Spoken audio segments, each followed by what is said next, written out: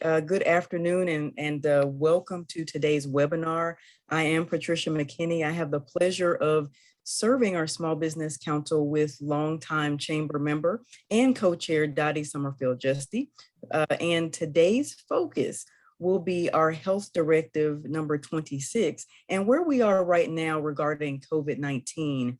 Our goal is to provide our small business sector with the latest in information. So webinar, if you have any questions at all, please feel free to put those in the chat and those questions will be addressed during our Q&A session. Now I want to go ahead and pass the baton to Bobby White, who is our Chief Public Policy Officer. Bobby?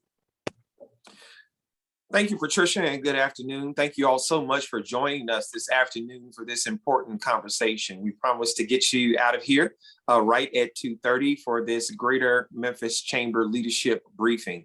And we have always prided ourselves in bringing the best and the brightest, those who lead our community forward as we discuss issues of the day.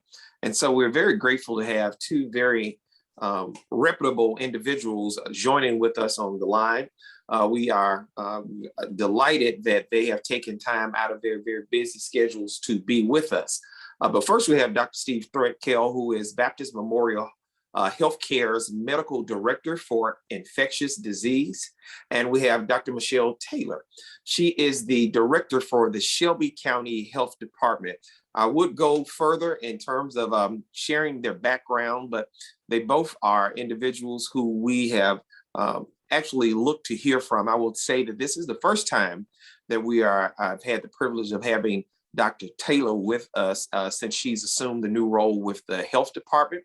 But we're going to start with pitching it over to Dr. Threlkeld, and following his remarks, then we will then have Dr. Taylor to come back in. I'll come back in after Dr. Threlkeld and set up a little bit better for Dr. Taylor. But with that said, Dr. Threlkeld is a graduate of Rhodes College, where he was a member of Phi Beta Kappa. He attended medical school at the University of Alabama School of Medicine in Birmingham in 1990, from which he graduated with numerous awards.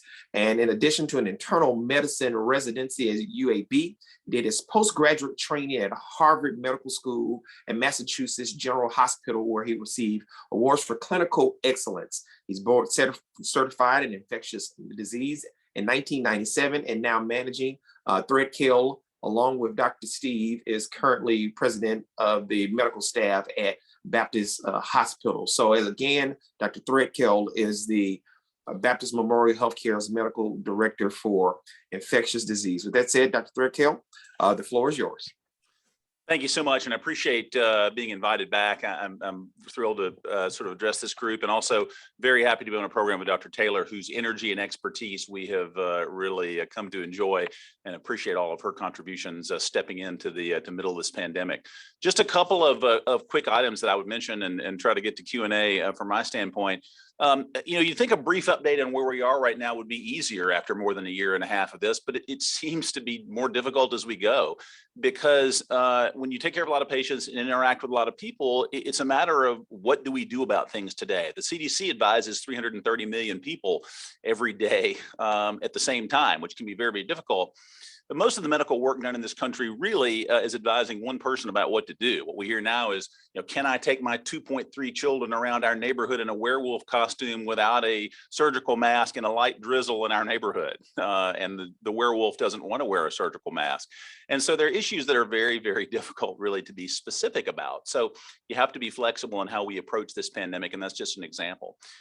We've come a long way. I'm reminded very clearly of the very difficult times we had in the beginning, where we really didn't know what to do in these cases. We watched people die just utilizing things that we knew in general about taking care of sick patients in the hospital. But the options have come a long way, as I mentioned. Most recently, we've seen the molnupiravir addition as probably the first of the oral medications out there, which may be a game changer. It really may, in that as we make that long trek from a pandemic to endemic disease, there are a lot of people still out there who could die of this, and having a more convenient drug that we could use early on in the process where we have few options to prevent the disease from getting severe, I think is going to be an incredibly welcome thing. We have the monoclonal antibody, probably still underused, but it's $2,000 a pop. It requires administration in an infusion center. And so there are a lot of things that make it less really helpful. Molnupiravir, you may recall, was so effective that the Independent Data Monitoring Board in the trial stopped the trial, saying that it was unethical to continue to try it against placebo because it was, in fact, so effective. And just a word about kind of our thought process, because I think right now getting people vaccinated and addressing their fears and concerns is such an incredible problem, and the one that Dr. Taylor really is thankfully in charge of. And again, her enthusiasm and training really speak to that need and really are addressing it. I think of the example that I've mentioned several times when I was offered the smallpox vaccine some years ago during the bioterrorism potential. And I stood there and said to myself, okay, I think the risk of dying for me for a smallpox vaccine is somewhere around 1 in 2 million, having survived it as a child, that vaccine. But do we really need it? It was offered to all infectious disease doctors some years ago. My partner, Dr. Land, got it. And I did not, because I put pen to paper and said, I don't think it exists outside of Atlanta and Moscow. And that times the chance that a terrorist organization could get it, deliver it to Memphis first in all the world, because I'd get the vaccine if it ended up in Montreal or Peoria, times the chance that I would in fact get it, times the chance I would die, was less in fact than 1 in 2 million. So when you look at those calculations, I'm saying then, I don't think it's a big deal. I don't think it really exists. I think the vaccine is more dangerous than the possibility of my dying from the disease. I think I'm not harming myself by missing the vaccine, and I'm not harming anybody else. If that sounds familiar, it's exactly the same argument that people have made who don't believe in the coronavirus vaccine, the COVID vaccine now. It's just that we differ in the numbers that we apply to make the decision about it. And I would offer that after 700, well over 700,000 plus deaths in the US and all of the harm that is caused, that the people who said it's no big deal are wrong. And so I think that, but the questions are very much the same in how we look at these things. And yes, I'm biased. I see people die every day who thought that this wouldn't or couldn't happen to them. Same thing is true of personal rights versus public protection. It's far from a new issue, and it's far from the last time that we'll encounter it. But as I've said many times, I'm big on personal rights. But if you try to you lie down on a railroad track, I think that's a very poor exercise and not an intelligent exercise of your personal rights. And if you try to pull me down on the train track with you, then we're going to have a problem. If you don't take your tetanus vaccine, that doesn't harm me. I can't get it from you. But COVID-19 vaccines are a different matter altogether. You can harm the people around them. We all pretty much agree on the principles of such arguments.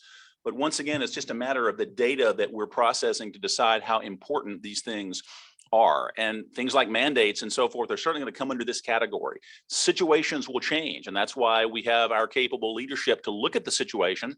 And it'll have to be a fluid proposition. As things get better, certainly things will be able to relax. But we should appropriately be a little gun shy about completely getting off the horse. So finally, what worries me moving forward? I think that the main thing that bothers me that could derail our current slope of improvement is the continued genetic drift of this virus. It's very common in RNA viruses like the flu and coronavirus.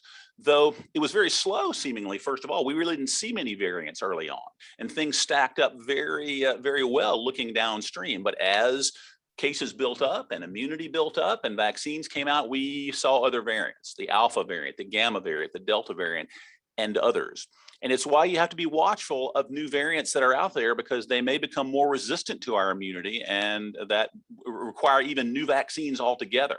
Thankfully, this new RNA technology that at times has actually been controversial is going to be able to step up and make a new vaccine if we need it in weeks rather than months and years. So that's, I think, a very important thing moving forward. It kind of, we just need to stamp this thing out as rapidly as we can, because that removes the replication of this virus.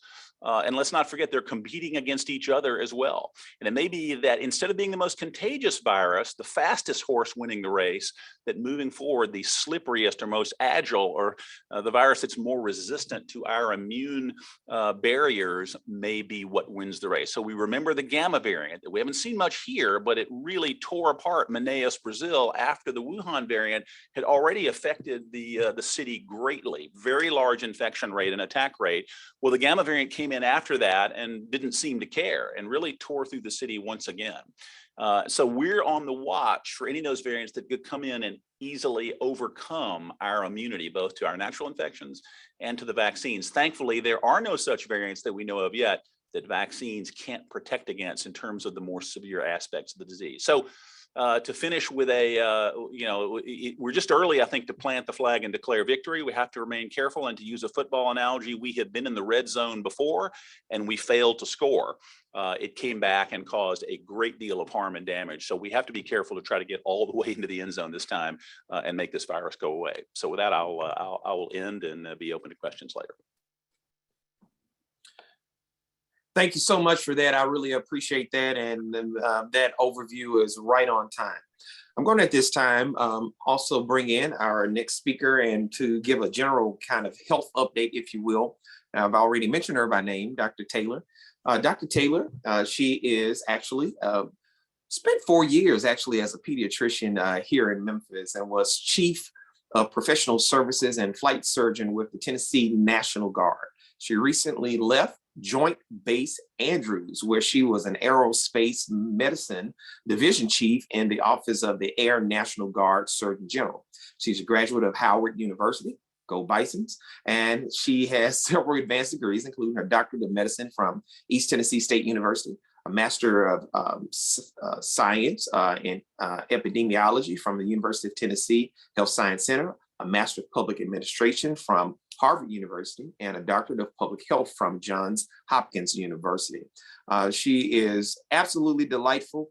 I've seen her bedside manner with a young kid I know, and I'm very appreciative to have her in the role that she's in. We're very proud to welcome her back on as the director of the health department. Dr. Taylor, with that said, the floor is yours. Thank you so much. It's wonderful to be here with you all. I really appreciate the opportunity. I am not nearly as dynamic as that kid that Mr. White mentioned, Sam, who is just wonderful, but I will try my best today.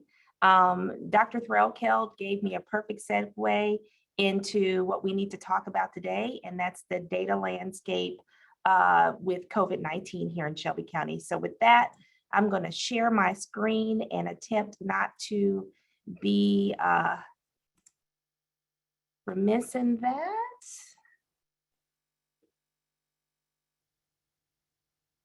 And hopefully you all can see it. We can see it. Wonderful. So what is going on in Shelby County? So I'm going to run through these slides really quickly because I want you all to be able to get to your questions. Right now, as you can see, this is a graph of all of the COVID-19 cases throughout the pandemic. So to date, total cases 144,018, and new cases today 94. And I believe that's the first time we've been in just double digits and not triple digits in a while. This gives you another picture overall in the pandemic. And if you look on the far right of the graph, you see that we have had a steady decline in new COVID-19 cases. And when we say new, we mean cases identified within the last 14 days. As of October 11th, we were at new reported cases of 94, like I said. And on the pediatric side, new reported cases of 28, which is excellent. We remain cautiously optimistic as we see the pediatric cases going down, and this is a graph showing you that. I know that a lot of you all have heard me talk a lot about this. With the Delta variant, we did see much more illness in younger individuals, particularly in our pediatric population. And you can see the two far right dotted gray lines show when the most recent mask requirements were put in place. The mask requirement for schools was put into place first at the beginning of August, and then the mask requirement for indoor public spaces followed quickly after that. And in each case, we started to see a steady decline in cases from there, but we definitely went through a fourth surge in this 19-month marathon. So the picture on vaccinations is mixed. Right now, total vaccinations, 895,772, and we've had a little over 6,000 vaccinations given in the last week. And then if you want to know how many people were actually vaccinated, we have 495,060 people who have been vaccinated in Shelby County as of the 12th. And partial means they've had at least one shot, that's 78,000. And fully vaccinated, 416,597. If you look at the picture by age, you see that our 65 to 74-year-olds are the most highly vaccinated in Shelby County. And that's not surprising because if you remember when vaccinations first rolled out, they were in the priority group and a lot of them did take advantage of the vaccinations. Now our biggest fight is convincing parents to get those eligible kids 12 to 17 years old vaccinated, as well as convincing their parents to get vaccinated more often. So that 18 to 24 and 25 to 34-year-old age group, all three of those groups are competing for the lowest vaccination rates in Shelby County right now. So if you break it down by sex, women have taken advantage of the vaccination more often than men in our county. A lot of times this is not surprising. We see this across medicine where women tend to access medical care more often. And I'll leave it there.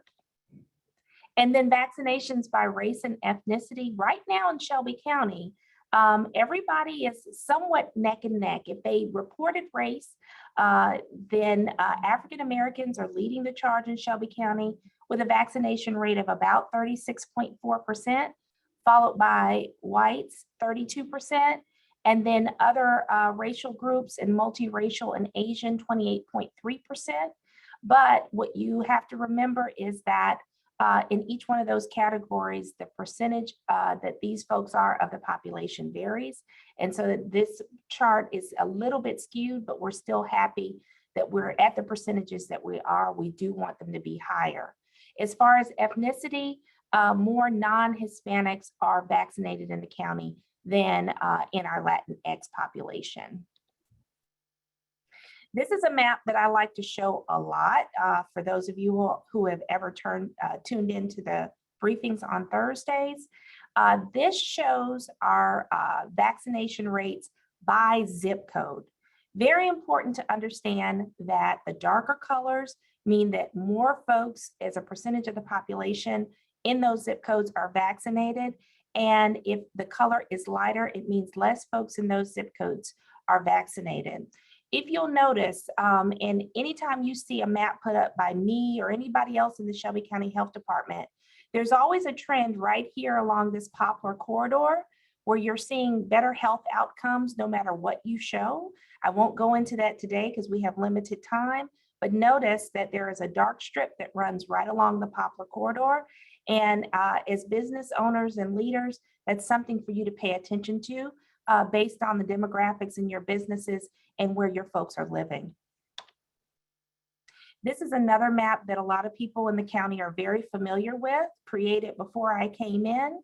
The goal of 70% was originally put there because everybody believed at the time of the pandemic that if we reached the goal of 70% of our population being vaccinated, then we would see hopefully that magical herd immunity that everybody talks about.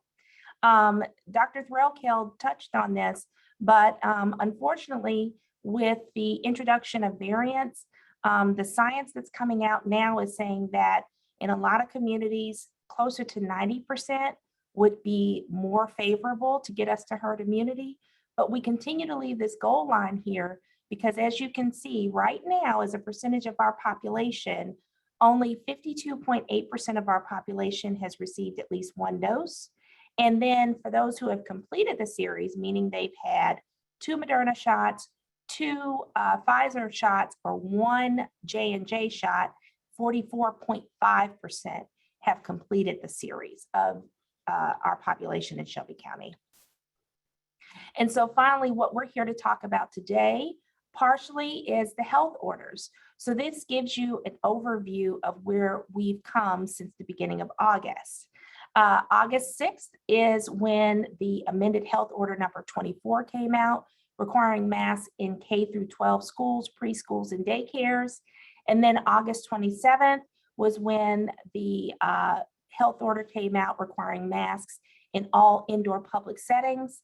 And then, of course, health order number 26, which is what we're talking about today, continues the indoor mask requirement and requires schools and businesses to post mask required signs at entrances. We were a little bit more specific with that, but I will tell you that by and large, on August 27th and after, most of the businesses that I walked into already had these signs posted, but we wanted to put that in as a reminder, as a requirement.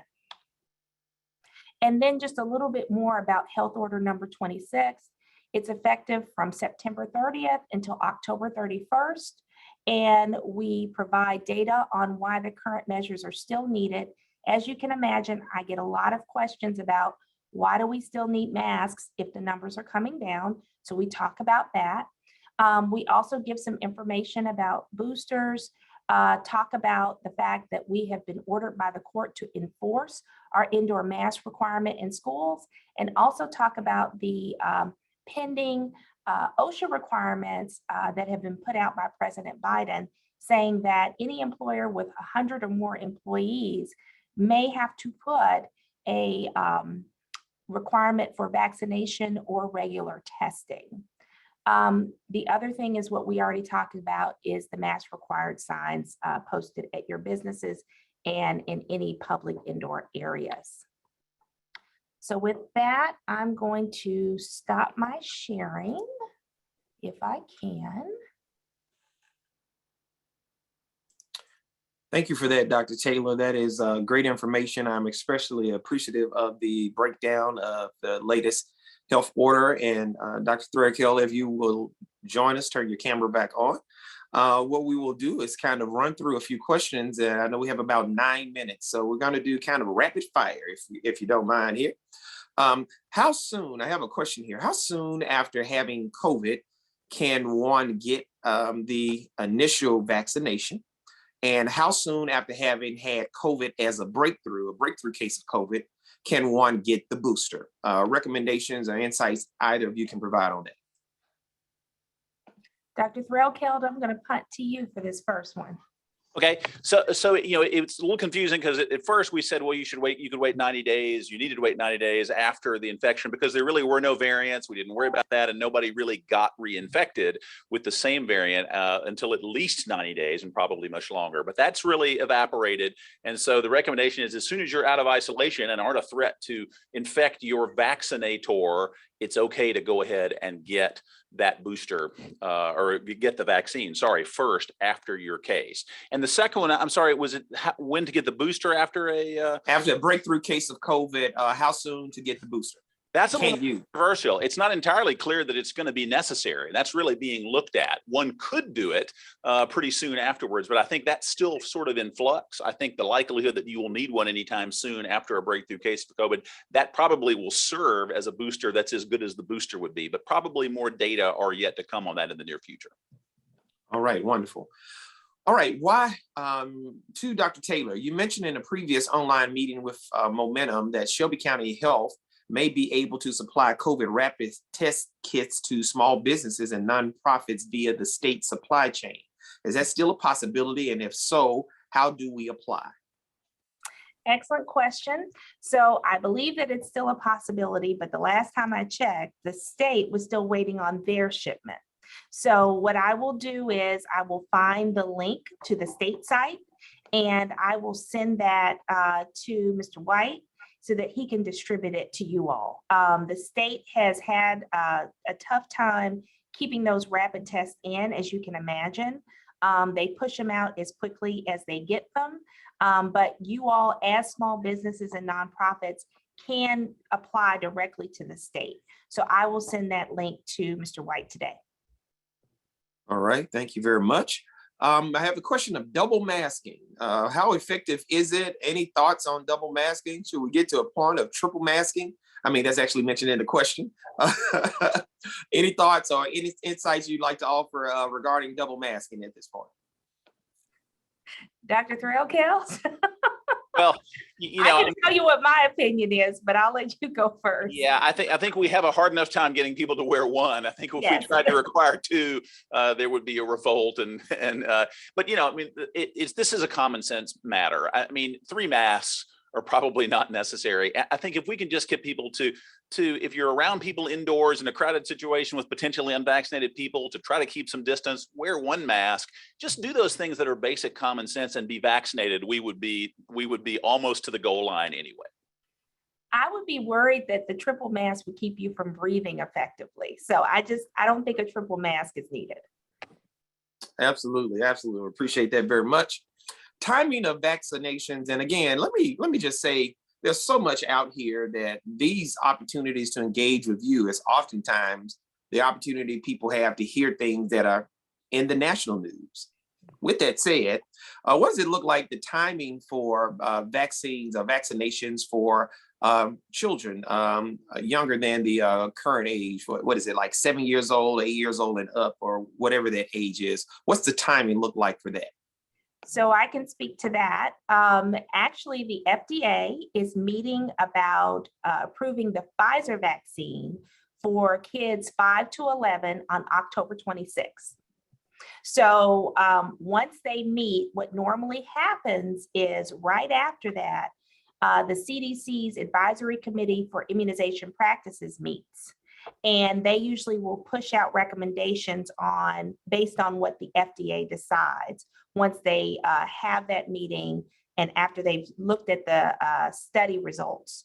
And so we know that meeting is happening October 26th. I am quite sure that there will be a lot of media listening into that meeting. And normally they're public meetings, so you should be able to listen into it as well. And they actually go over all the study results and what they found and whether it's, of course, safe and effective in kids 5 to 11. So I would say that we are already gearing up, knowing that meeting is going to occur, to be prepared to vaccinate kids 5 to 11 should those recommendations come down at the end of October or the beginning of November. And so the time is growing short, and everybody has their fingers crossed that the FDA will be able to go in and approve at least Pfizer for kids 5 to 11. So that will open up a whole other group that will be able to be vaccinated. And that will also help drive up our vaccination rates here in Shelby County and around the country. Thank you for that very thorough answer there. I do want to probably ask this. Do you think that the mask mandate will stay in effect after October 31st when the Health Directive number 26 expires? Great question. And Dr. Threlkeld knows what I'm about to say. I cannot answer that question right now, and this is why. Dr. Threlkeld mentioned this as well. We are on constant watch for variants. We are on constant watch for numbers to switch course and go the wrong direction. And so it would be unfair for me to say for sure that it's going to expire and we're not going to renew, because we have to do it based on the data and what's going on the ground. Right now, we know that the numbers, while coming down, are still pretty high. And so because they're still high, we have to make sure that we continue going in the right direction, and masks are just one tool to help get us there. Remember, we have these restrictions in place, but they're nowhere near the type of restrictions that we had at the beginning of the pandemic or before we had vaccinations.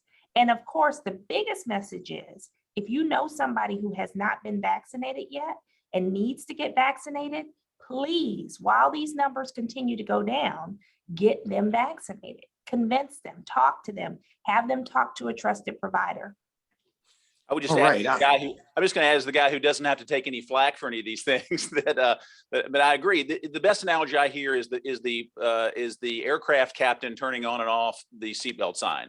The fact that we turn it back on doesn't mean that we shouldn't have turned it off before. This is a matter of getting the situation right now, and I think that that's what's been done, and that's what's continued to be done. Best analogy I've heard in a while. Listen, I know you have to get off the line, but I have like two very quick, rapid, You're one quick fine. question. I can be a little bit late and I'll blame you. Yeah, blame me. Yeah, absolutely. Right. There you go. Do we know anything about booster shots for Johnson & Johnson vaccine recipients? That's one. And then number two, why is natural immunity not a conversation in the medical community? We have performed some lab-based antibody tests and the numbers were higher than a vaccinated person. So natural immunity conversation and Johnson & Johnson booster shots or vaccine booster shots for vaccine recipients. Yes. So I'll do Johnson & Johnson and I'll punt natural immunity to Dr. Threlkeld. Okay. But I can talk about it, but I'm gonna let him answer that one. Johnson & Johnson, FDA is actually meeting about Johnson & Johnson boosters this week, I believe Friday. They will be talking about Moderna boosters tomorrow. So once again, same thing as with the kids. Once they meet and make recommendations, the CDC will follow with their recommendations, and hopefully we'll see that boosters will be deemed safe and effective for both of those other vaccines that we're very familiar with and lots of people in our community have been vaccinated with. Dr. Threlkeld, your turn. Yeah, and I would just say that just stuff that came out literally this morning showed that there were some data in an NIH study that giving an RNA vaccine after the J&J, much like we found in AstraZeneca, may be more effective. So that meeting stands to be much more complicated after today than it was before. In terms of natural immunity, it's a very big issue, particularly for vaccine mandates.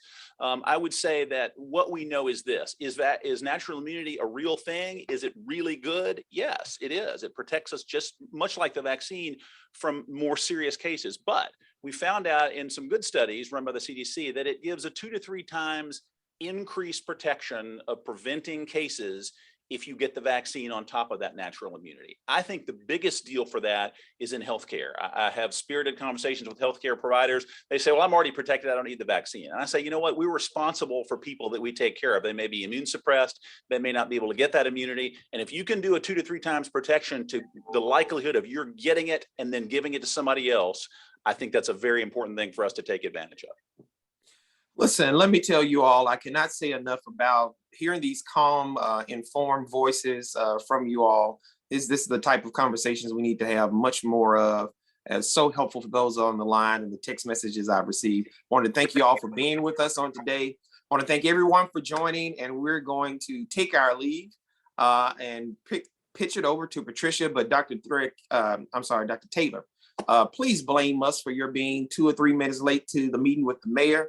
It'll be okay. But right, Patricia, please. You all have a good day. Thank you. Thank you so much, Dr. Taylor and Dr. Threlkeld. Thank you so much. Thanks everyone for your time. You have a great rest of your day and stay safe.